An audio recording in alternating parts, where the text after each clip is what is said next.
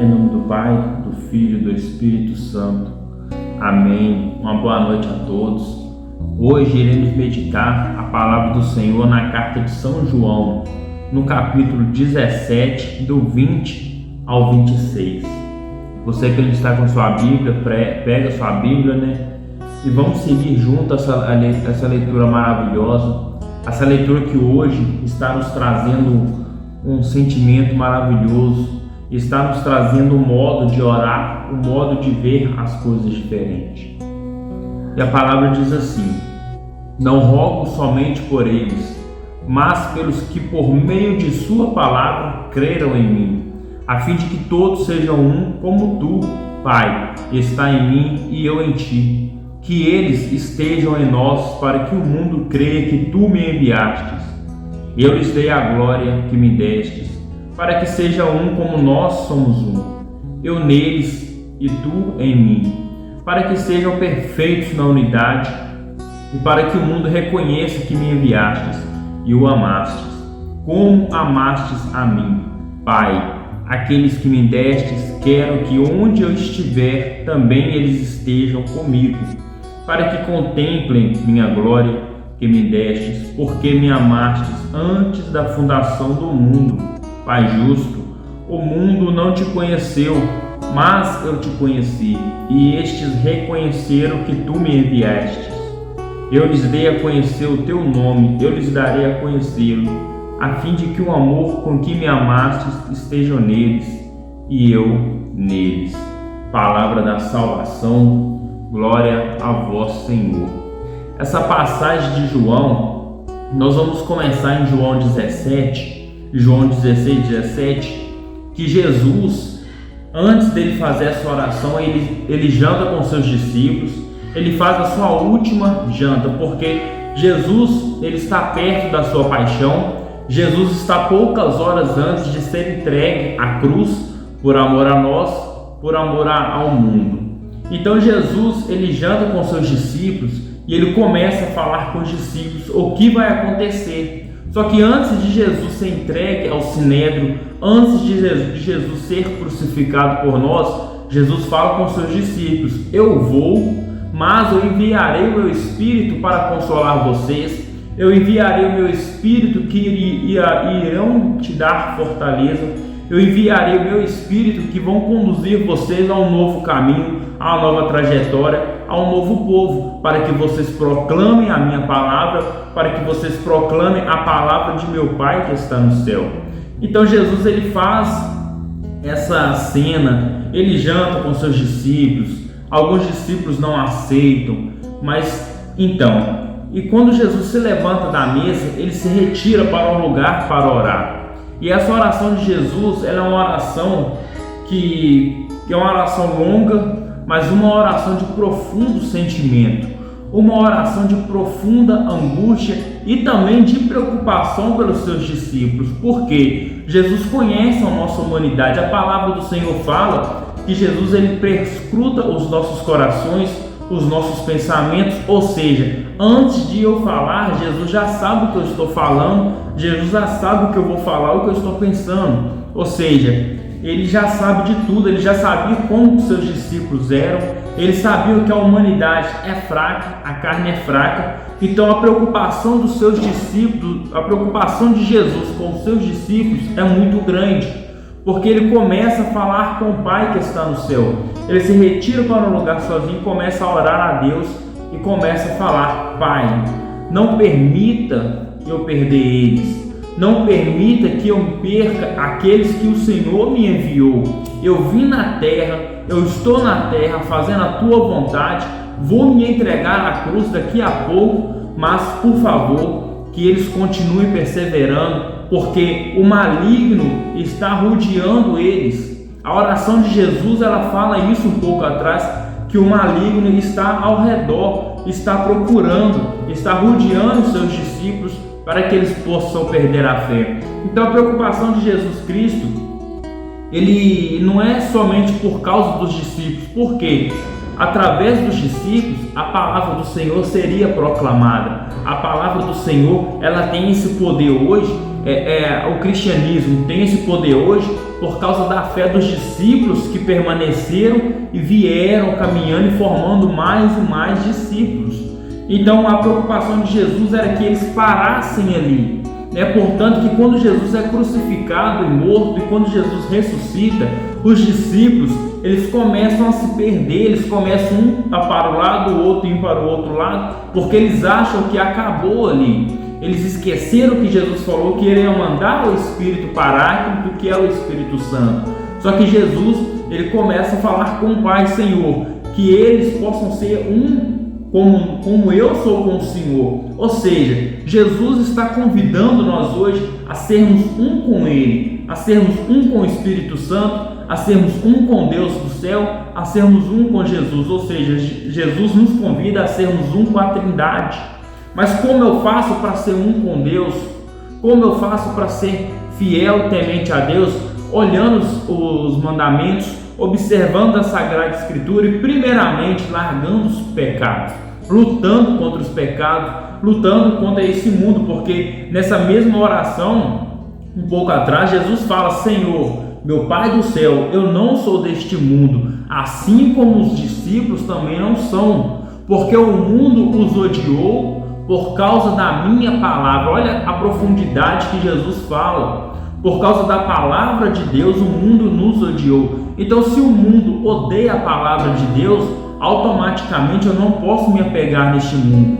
Jesus fala que ele não é deste mundo. Então, se eu sou um seguidor de Cristo, eu também não sou deste mundo. Este mundo nós estamos de passagem, nós somos peregrinos, nós somos passageiros. Então, por que tem muita gente que preocupa em correr atrás de bens materiais? Não é errado correr atrás de bens materiais, mas tudo com ordem, discernimento e colocando Deus no primeiro lugar, porque tem gente que preocupa muito com o dinheiro, preocupa muito com o luxo, muito com o trabalho, mas esquece do espiritual, esquece da palavra do Senhor, esquece dos planos que Deus tem para nós.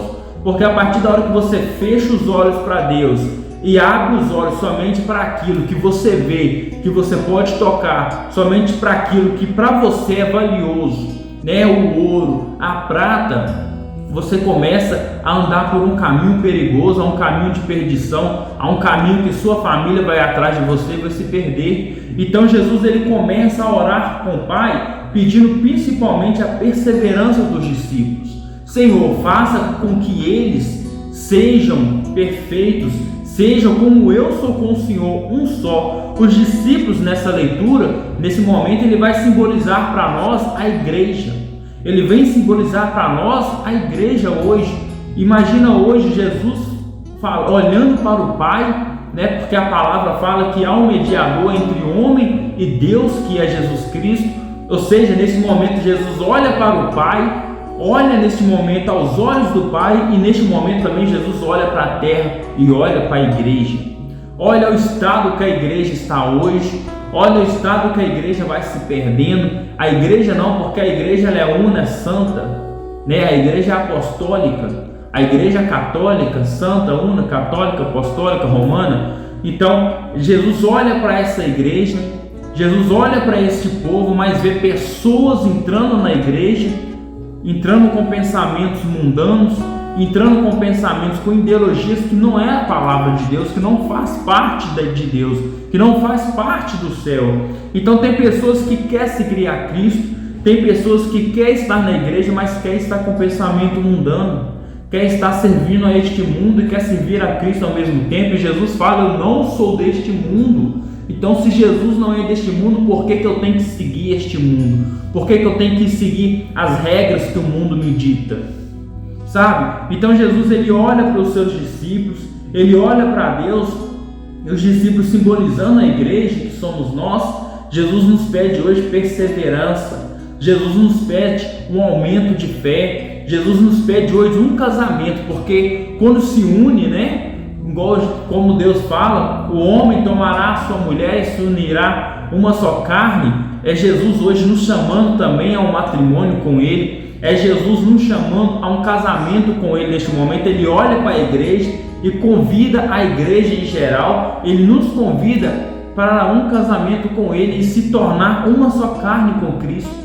A partir da hora que eu me tornar uma só carne com Cristo, a minha vida vai mudar, as minhas palavras vão mudar, as minhas roupas vão mudar, as músicas que eu ouço vai mudar, os meus pensamentos vai mudar, ou seja, vai acontecer uma metanoia, uma mudança de comportamento, uma mudança de mente, uma mudança de postura, porque é impossível uma pessoa conhecer a Deus, é impossível uma pessoa ser movida pelo Espírito Santo e continuar do mesmo jeito. É impossível. Não é possível.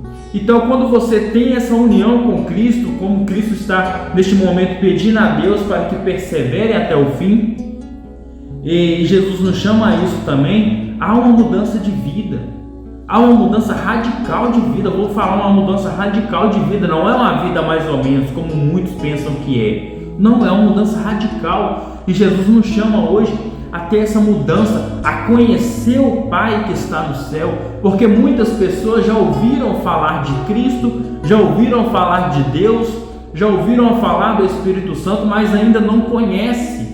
Conhece porque as pessoas falam, ou seja, já ouviram falar. Eu ouvi falar é uma coisa, eu ter contato, eu ter intimidade é outra bem diferente. Então Jesus hoje ele chama a igreja a esta comunhão, a esta vivência, assim como os santos passados tiveram, a esta vivência com o Espírito Santo, a sermos um com a Trindade, a sermos uma carne, a termos um compromisso com Deus, que é amar a Ele até o fim da nossa vida. Então, se você ainda pensa em seguir a Cristo, não pensa muito, vá em frente, segue em frente, fala: Senhor, eu quero ser um contigo, eu quero ser um com a Trindade, eu quero ser movido por Ti, Senhor. Mas para isso é preciso largar as coisas que o mundo nos oferece, porque Jesus, Ele não vai negociar com você, não. Jesus não vai falar assim: tira isso que eu te dou isso, vamos fazer uma troca, não. Jesus não vai fazer isso. Jesus, Ele vai deixar você escolher o seu caminho, mas hoje Ele te dá uma direção. Hoje Ele fala: eu estou olhando para o Pai neste momento, lá do céu, eu olho para a terra, eu olho para a igreja do jeito que ela está hoje, e eu chamo o meu povo a uma união concreta comigo e com o Pai, com o Espírito Santo, a sermos uma só carne, a sermos uma pessoa. Aonde o marido vai, a esposa vai atrás. E é assim que nós devemos ser hoje também. Aonde Jesus vai, nós também devemos ir também. Porque Jesus, ele fala com Deus: eu quero, Senhor, que eles me vejam na glória, eu quero que eles vejam a Tua glória. Se Jesus quer que nós vejamos a glória de Deus, Jesus quer que nós sejamos santos, Jesus quer que nós sejamos perfeitos. Por mais que seja difícil caminhar na perfeição neste mundo, mas temos que tentar, entre trancos e barrancos, temos que lutar contra a nossa carne e seguir a Cristo até o final. E Jesus fala que Ele pede ao Pai que quer ver os seus discípulos na glória. Ou seja, Jesus neste momento ele olha para Deus e fala: Senhor, eu quero ver a minha igreja na glória, eu quero ver o meu povo na glória. E Jesus olha para nós hoje e pede isso para nós, que sejamos firmes, que sejamos um com Ele. Mas para isso tem que ter uma abertura de coração, mas para isso tem que ter um rompimento com o pecado, pelo menos um querer maior, porque não é fácil você largar o pecado hoje. Eu sei disso, eu não sei o que você é, eu não sei o que você fez ou o que você anda fazendo, mas Jesus fala que é necessário pelo menos um querer. A partir da hora que você abre o seu coração, que você tem uma decisão de querer, pelo menos querer mudar de vida, Jesus vai fazer o resto com a sua vida. Mas temos que ter um querer, porque Jesus está à porta e bate, mas ele só entra, ele tem um poder de arrombar o seu coração, mas ele não quer fazer isso. Ele só entra quando tem abertura de coração, por livre vontade espontânea, porque Jesus ele nos ama. E Jesus hoje ele olha para nós, ele olha para a igreja hoje e fala: vamos ser um com o Pai, vamos ser um com o Espírito Santo, vamos formar uma unidade só. É isso que Jesus nos pede hoje nessa leitura.